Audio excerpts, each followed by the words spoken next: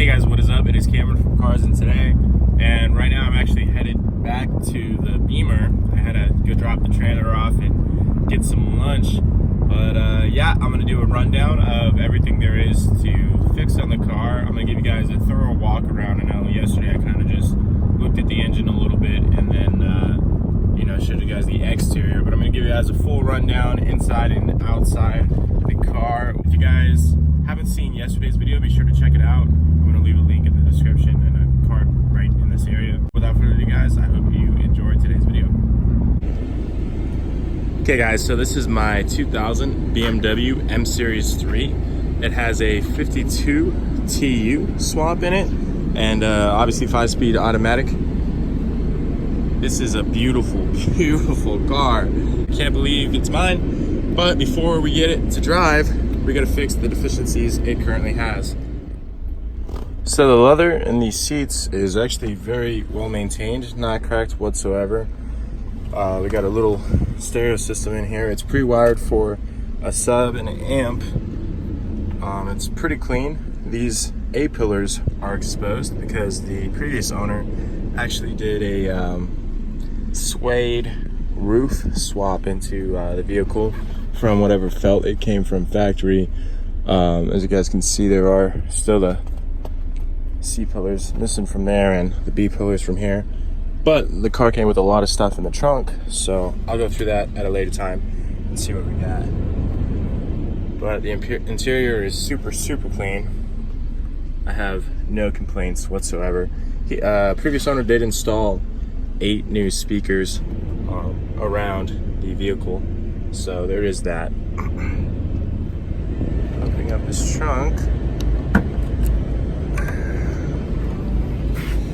you guys can see we got all these spare parts, so I'm gonna go through these goodies with you. So I cleaned out the trunk and I found some goodies. These are performance parts. Well, not all of this, but these two things in particular are for performance. So this is a B30 engine's intake manifold, and obviously you can see 1, 2, 3, 4, 5, 6, and we got some upgraded fuel injectors as well. We have a trunk seal, which is just extra belt, and this is a clutch fan, which is not an upgrade. This is actually a downgrade, because the moment that this breaks, all that metal shrapnel goes into the engine bay. So I actually have an electric fan in there right now, which is currently not wired up, and I'll have to wire it up. I did find a little bit of the original roadside assistance toolkit that came in the original vehicle. This and this, so the set of pliers and this wrench was kind of just laying around. You guys can see there's still this small little wrench, and whatever this was, still missing. So hopefully I can pick another one up of each of those. There's a little bit of a miscellaneous tray right there, and that is for the battery cover. Some car mats came with it, and obviously these are A-pillars, the bottom part of the A-pillars, where the seat belts go, or B-pillars, those are B-pillars.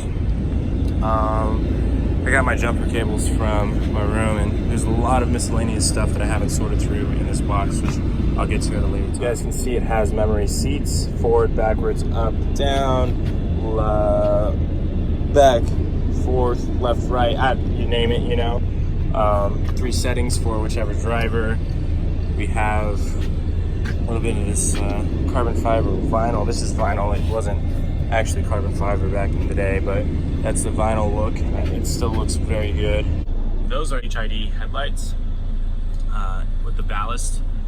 You guys can see it has a sunroof, and it does have a security system. Unfortunately, the battery is not currently charged because the car has been sitting for so long before the owner decided to sell it.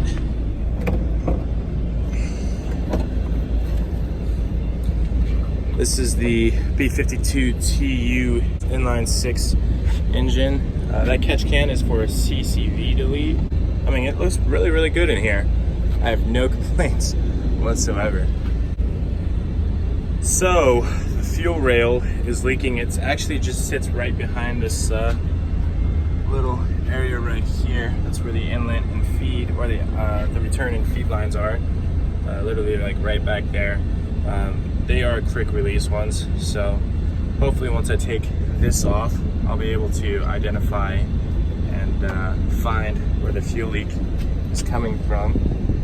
The engine needs a oil change very badly, so I'll get the oil change done, and obviously as well as the oil change, I need to get the transmission fluid put in. This is an electric fan right here. It's electrically actuated. It keeps things cool. If you want the AC to work, you have to wire it up. I don't know what's currently wired up. The AC was on last night when I had actually gotten the car not running, but when I had power connected to it. So I'll have to see what's up with that. But yeah, we're gonna have to get a air intake box, or a different short ram cold air intake to replace this one, and obviously I need a new windshield wiper fluid reservoir. But yeah, I mean, that's pretty much it. The car's a fairly solid car. There's not a lot wrong with it, and nothing mechanically wrong with it. It just needs the proper fluids to get it on the road.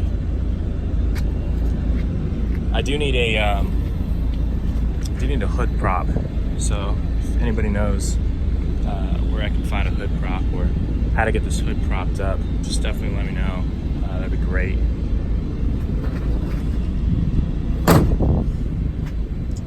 I do need windshield wipers as well. I'll probably pick those up sometime in the very near future. And it looks like I need a new seal for the windshield, which I'll also get. Luckily it doesn't rain that much in Texas, but I don't want to not have that seal there. Need to get some door caps for this door and this door, some handle caps. I'll probably find them at a parts yard or something, pick apart and get those. Trunk's super clean, no complaints. And oh yeah, the headlights need to be connected. Unfortunately they're disconnected right now, but they are set to run HIDs. So whenever I wire up the fan, I'll also wire up those headlights as well. For me to drive the car, I need to raise it up a little bit. I'm in Texas and there's not nice roads here.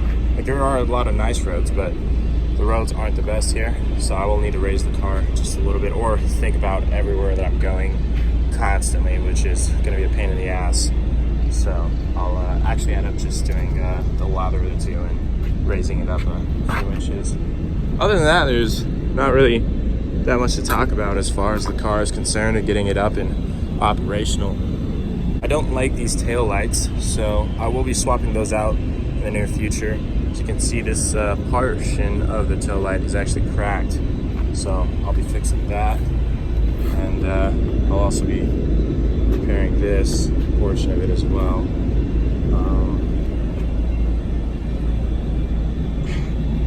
You can see the mirror is kind of peeling a little bit right there, and it's peeling on this side too. I do plan to either have this redone or have a carbon fiber one put on to pretty much just match the accents of the rest of the vehicle. And she is fairly dirty, so I will have to wash her as well. Not a bad look. Definitely one of the sexiest cars I've ever looked at. Never thought I would own one, but it's extremely attractive from a lot of angles.